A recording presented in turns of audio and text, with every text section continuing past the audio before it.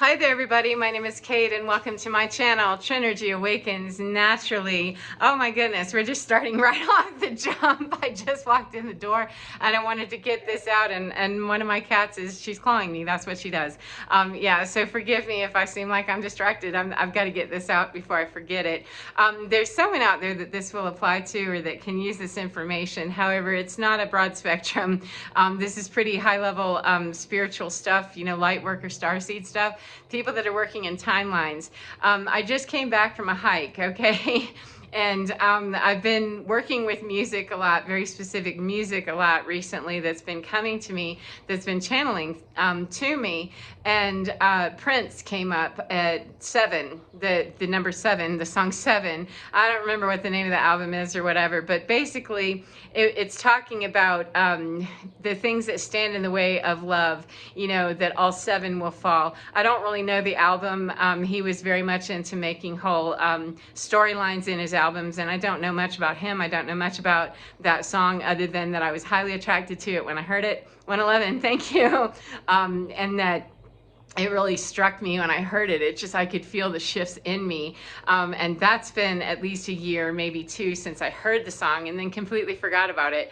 And so it came up again, along with some Michael Jackson stuff. But, you know, these are 2 artists that had very tortured lives, you know, being very different on the cutting edge, and zero comment on their personal behavior or whatever. I don't know anything about them other than the major headlines that were made and accusations and how they drifted out of the earth or out of the earth experience. So, you know, this is not a commentary on right or wrong, good or bad. It's simply to say that that's what's been coming through to me. And specifically today, you know, there's huge energy shifts that are happening.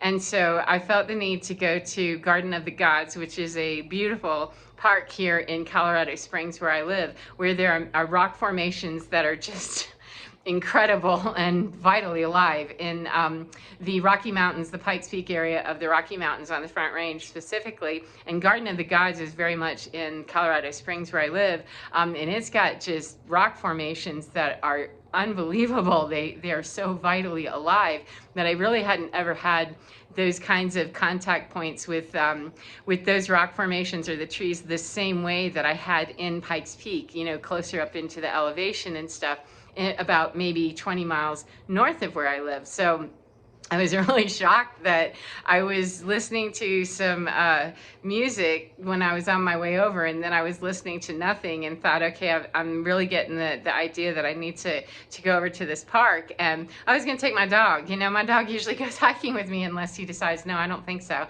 He absolutely refused to go. He refused to go, which was super weird. But I listen, you know, all the elements that are speaking to me, any element of a scenario is speaking to me. And so if my dog is very clearly saying to me, yeah, I don't want to go. And it's beautiful outside. We've had 14 inches of snow on the ground, and this is what you like to do, dude. I was going to take you over there and let you play, and you're not interested? No, I'm not. And the message is, you need to go by yourself. I'm like, okay, well then let me march him right back upstairs, and I did. And so I was listening to this music, just trying to figure out, you know, how is this relevant?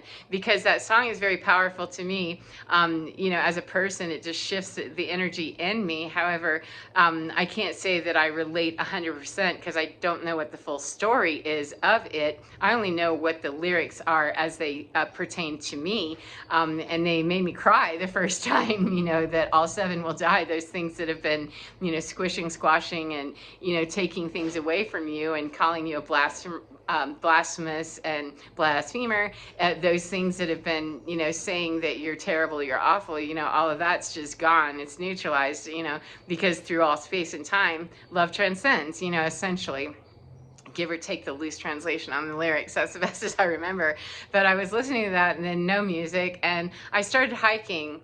And I was listening to a spiritualist, just, you know, inspirational stuff, and listening, and I kept thinking, what is this? That there's something that just really wants to, you know, come through here. So I stopped it, and I was just hiking and looking around, and I could just hear, you know, kind of almost in the distance, conversation or something. It was like everything just felt like it was just on the other side of that veil that wait a minute, I can kind of hear this, I can kind of see this, I can feel this, there's something, it's almost there. Sort of like, you know, when we wake up from a dream and can't quite remember the dream, except I was on the other side of it. Like, I'm fully awake and I'm trying to get into that dream state. What are you trying to say to me? And the snow was glistening. It was, the sky was blue. I mean, just a major blue that's almost shocking, and the snow was white and glistening. And I said, what is this? What's going on here? And so I kept walking, and it just let it be what it is, and allow yourself to listen to the sounds. Turn your person on that you're listening to, listen to the podcast some more, and just let this stuff sink in, let it sink in and go through.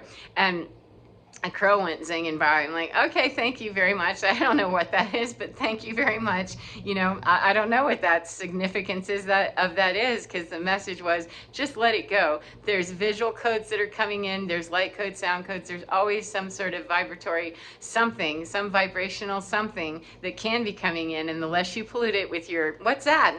Asking a million questions, you know, not now. You know, this isn't one of those, Kate 606. Just wait and keep walking. And so I did.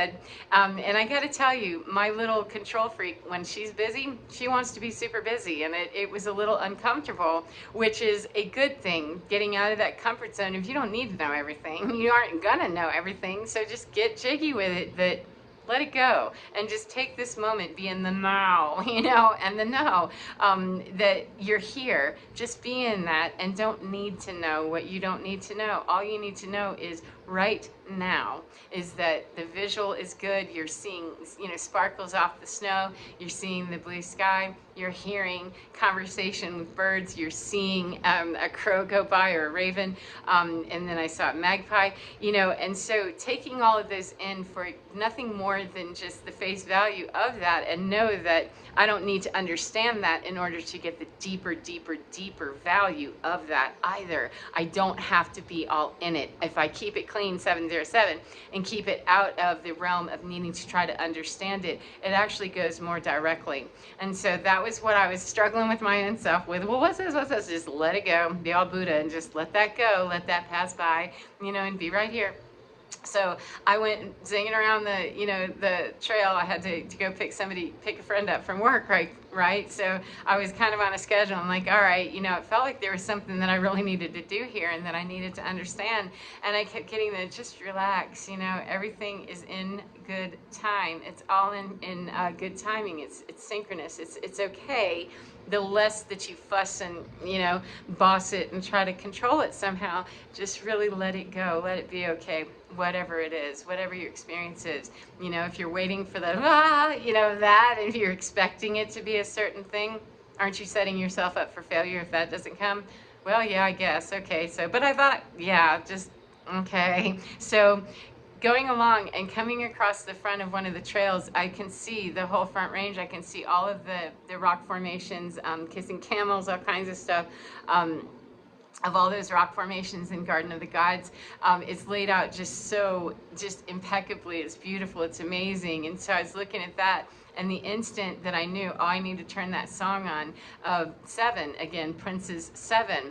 And as I was listening to that, it filtered in that the seven, when we awaken, I don't really know what the significance of seven might be specifically to that area. I haven't processed all of that. It was more that I was counting peaks. There were at least 7 peaks of mountains that I could see visually.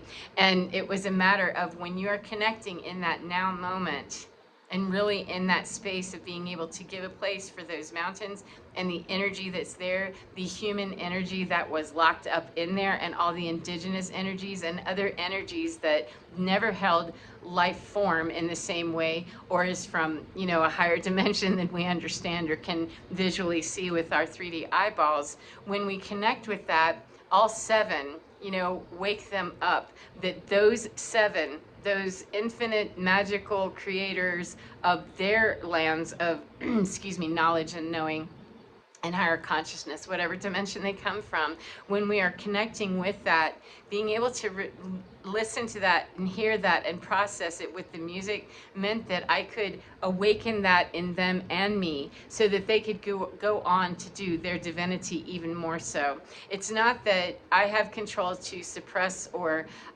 free up necessarily. Energies that are higher energies and higher realms than me can always do more than me. However, having a human organic body to transmit that portal, to open that portal, means that it's easier for the energies that communicate with human beings better to be able to do their job, and they can actually be released and freed to go do that far more easily by just opening up the mind, allowing that shift in consciousness, allowing that shift in vibration, which just happened to be with the music. Again, I don't really know what the significance of the music, specifically the lyrics, and that particular iteration. It was just that happened to be a powerful piece of music for me, and that I was getting it as I was literally counting these peaks and saying, oh my goodness, wake up, it's time that you're unlocked and your portal is opening up, that you can be free, that all of those human energies that were stuck or bound in that 3D or 4D or 5D, whatever D it is, that energy would be skinless and still sticking close because of trauma, drama, or work they're trying to do. The more live humans and organic beings that we can get working through that in those areas, opening up those portals of understanding, that's done through being available and willing to be 1111, a portal of understanding for ourselves and higher dimensional energy. So that was what I got, is that these peaks, it's awakening them, it's awakening the energies there, and creating a source of, yes, you can create here, you can use me, I can be a portal of entry, the same as anybody else can. It's a matter of just, are we in that same vibrational field? Are we willing? Are we able? And are we going to do that? Are we capable of sustaining the energy? Now, I couldn't stood there for very long, for hours and hours doing that, because I could feel, a lot of stuff happening in my body. And that can be quite disruptive. It can turn into, psychosis. It can turn into seizures. It can turn into, all kinds of different weird states of being for people if we're not really able to hold that well, sustain that well, or reason it, logic it well. That fortunately, enough weird stuff has happened in my life at this point that I don't really question it too much anymore. And, most of it just kind of goes away. It's just a CCTV kind of experience where, I just have it in the moment, and then I'm not left with going, my God, that was really weird. I must be losing my mind.